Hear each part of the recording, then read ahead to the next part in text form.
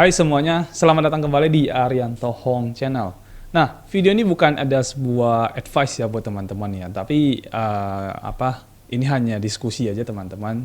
Namun keputusan kembali ke teman-teman semuanya ya. Jadi again, saya infoin video ini bukan advice ya.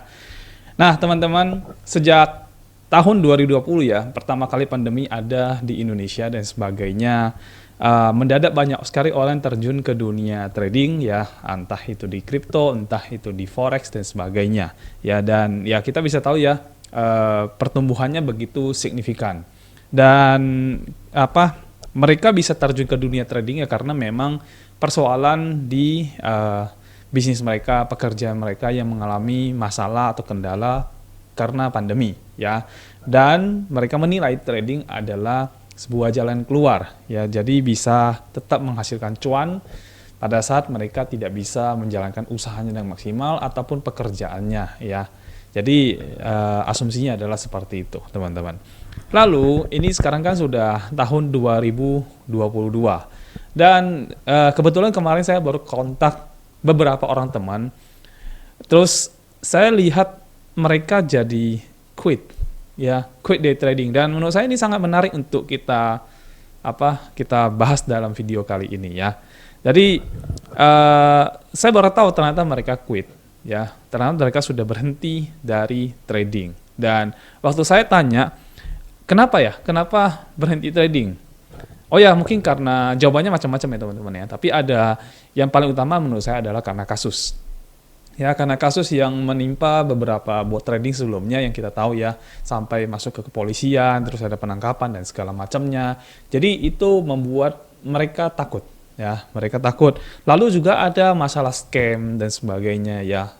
Contoh yang baru-baru ini kripto kan ada di koin Terra Luna ya, dan itu cukup memberikan dampak psikologi yang luar biasa untuk kebanyakan orang ya.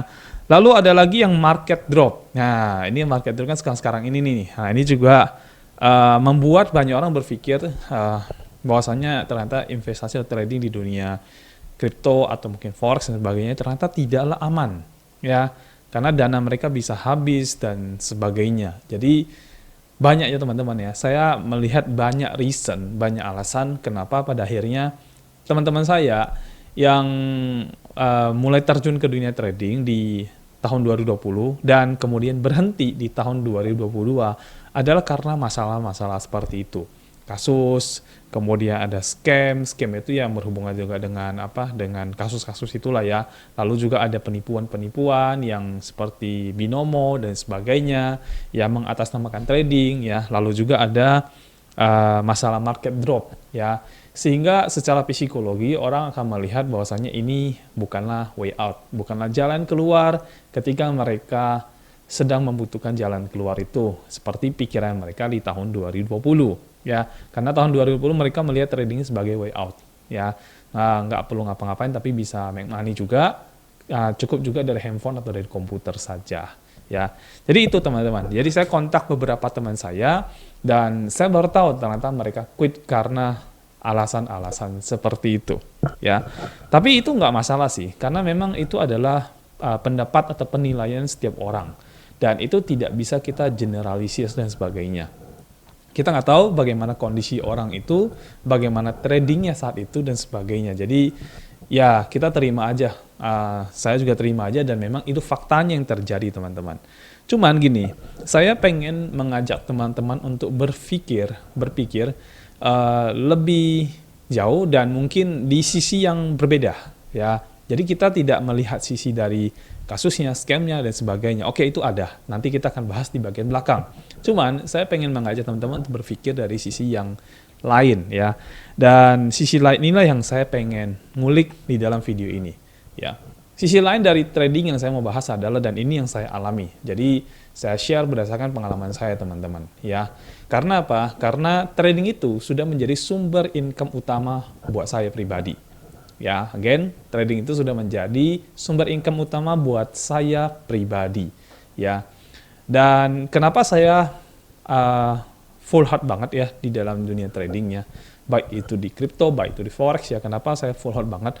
Karena saya melihat ada kelebihan-kelebihan di dalam dunia trading dibandingkan dengan industri yang lain yang mungkin saja itu menjadi masalah. Contoh, saya mungkin bicara sedikit tentang pengalaman dulu membangun bisnis dan sebagainya ya, dan mungkin pekerjaan ya. Jadi kalau saya bicara tentang dulu saya bangun bisnis teman-teman, sama itu tetap membutuhkan modal di depan.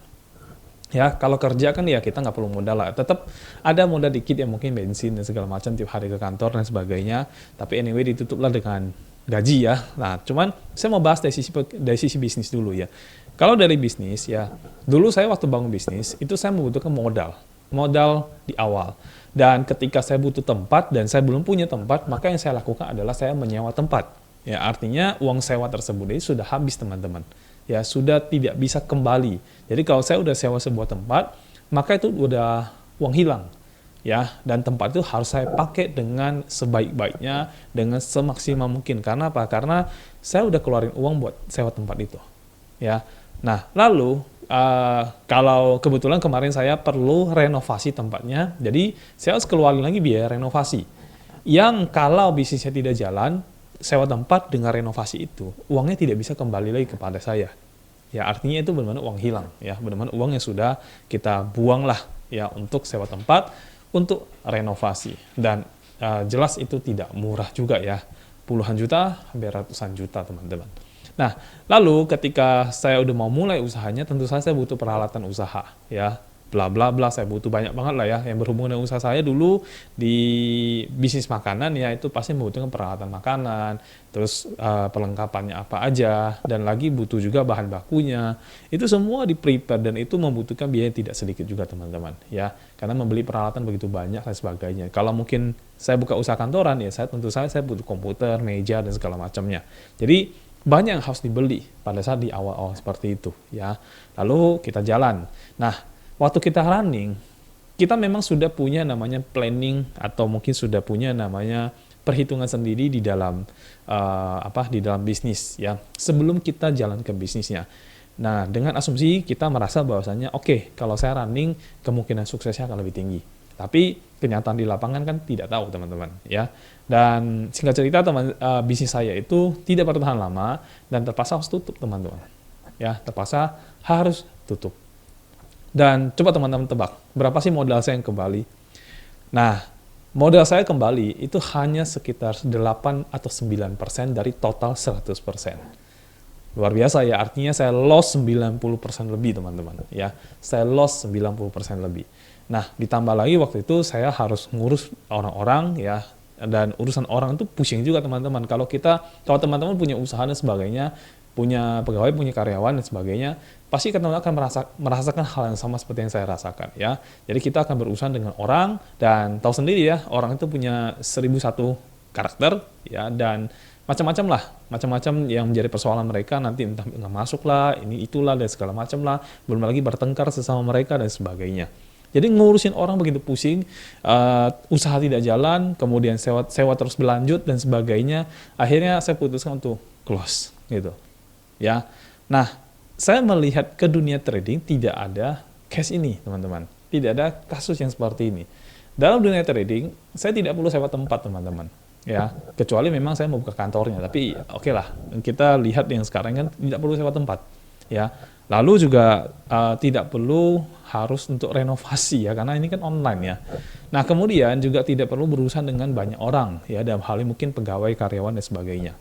Ya, tidak mengurusin banyak orang ya, apalagi ngurusin kehidupan pribadinya. Karena kemarin itu di usaha sebelum saya, bahkan urusan pribadi mereka terpaksa saya urus. Kenapa? Ya karena terbawa-bawa di dalam tempat usaha.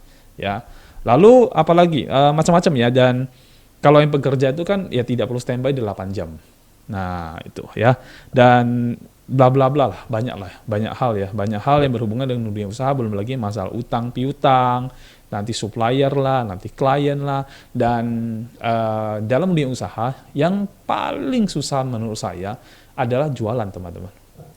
Ya, jualan ya. Artinya kita mau dapatin klien, dapatin pelanggan, customer yang tetap, yang bakal selalu ambil sama kita itu nggak gampang. Ya, yang bakal setia ngambil sama kita dan sebagainya, itu tidak mudah sama sekali. Kenapa? Karena pesaing kita banyak. ya, pesaingnya banyak, yang bisnis serupa juga banyak. Jadi saling ambil market lah, bahasanya begitu. Jadi mencari pelanggan yang setia itu tidak mudah, ya. Bahkan teman saya yang baru-baru ini saya ketemu dengan dia, kita ngobrol dan sebagainya. Dulu usaha dia itu termasuk yang jarang di Indonesia. Tapi karena perkembangan teknologi dan sebagainya, sekarang jadi mudah sekali orang untuk mengambil barang dari luar negeri terus masuk ke Indonesia, sehingga persaingannya menjadi sangat susah. Ya, dulu mungkin satu barang kata dia bisa untung mungkin berapa ratus ribu, sekarang cuma berapa puluh ribu. Ya, jadi dropnya luar biasa. Ya, terus belum lagi yang masalah yang dari distributornya yang bisa langsung jualan langsung ke retail. Padahal harusnya distributor tuh mensuplai barang, tapi enggak. Ini main langsung ke retail. Kenapa? Karena persaingan sudah sangat tidak sehat. Ditambahnya dengan yang namanya online, ya. Jadi orang bisa belanja online dan sebagainya, orang cari harga murah, barang kualitas sama dan sebagainya. Wow, banyak sekali masalahnya. Ya, nah itulah yang terjadi dan saya melihat trading tidak seperti itu. Ya, bahkan teman-teman kalau Anda trading, saya trading, kita bukan pesaing. Ya, malah kita bisa gimana sih caranya kita berdua bisa duduk bareng dan kita ketemu gimana caranya kita selalu win trading. Kan gitu. Jadi walaupun Anda trader, saya trader, kita bukan pesaing. Malah kita bisa jadi rekan. Nah, itulah amazing-nya saya melihat dari dunia trading. Ya, di mana modal yang saya butuhkan hanyalah internet, kemudian juga modal untuk trading saya, dan ya, go ahead. Kamu udah bisa running itu, kamu bisa jalankan itu. Ya, tinggal kamu go alone atau kamu go with the community.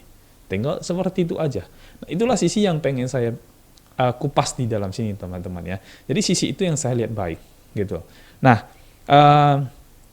mungkin yang jadi masalah lagi adalah, oke, yang Pak Ari ngomong yang betul bla bla bla. Tapi kan Pak nggak bisa pandang semata-mata. Kalau trading itu bisa scam, ya kembali lagi masalah ya. Trading bisa scam, uang bisa dibawa kabur dan bla bla bla banyak sekali ya.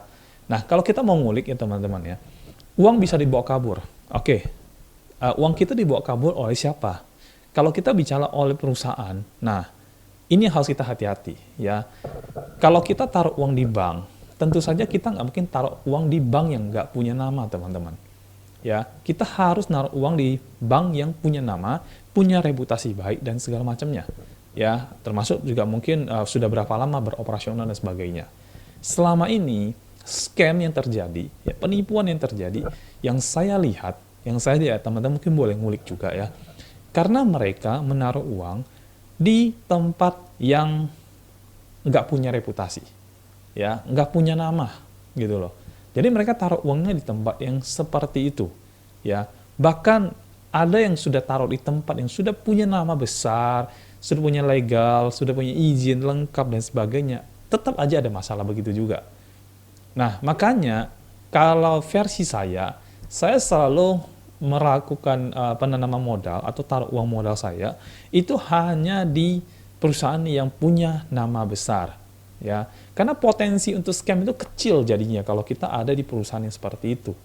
Contoh ya, kalau kita bicara bank lokal, tentu saja saya hanya taruh uang saya itu di bank seperti bank BCA, Mandiri yang sudah besar lah, BNI dan sebagainya. Tidak mungkin tiba-tiba ada bank dari suatu kota muncul terus saya taruh uang di sana. It's very dangerous, teman-teman. Ya. Nah, kalau dunia kripto, ya tentu saja saya pilih exchanger yang sangat besar, yang memang dia punya putaran dananya sudah besar. Ya, itu yang saya masuk ke dalam situ. Kalau dunia forex juga sama seperti itu. Kenapa dipilih seperti itu? Itu untuk mengurangi masalah scam tadi.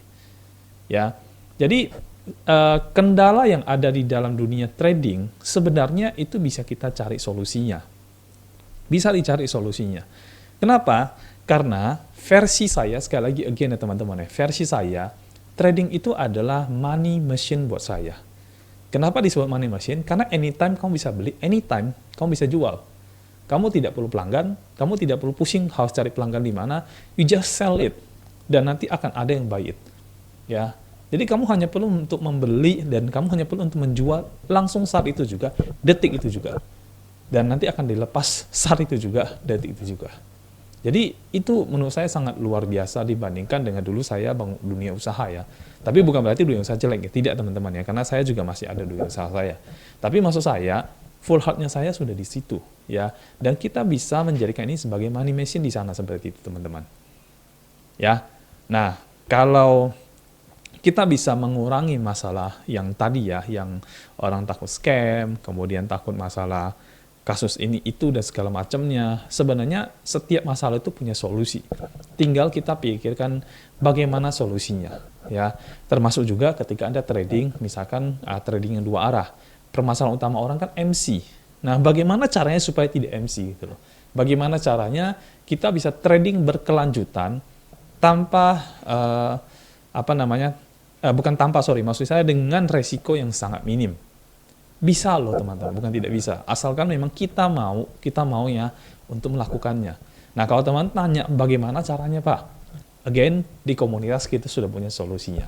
Dan nanti dalam waktu dekat kita akan bikin Zoom untuk kita bahas soal itu teman-teman. Jadi teman-teman pastikan nanti akan ada di dalam grup Telegram dari CTC ya teman-teman ya.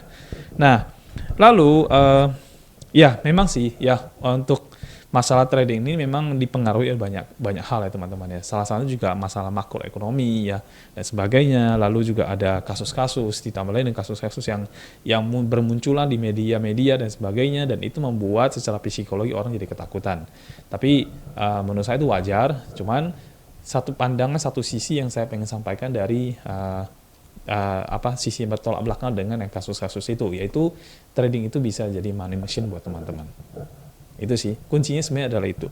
Terlepas dari begitu banyak hal yang ada di dalam situ ya, kasusnya, permasalahannya, ini itunya, dan sebagainya.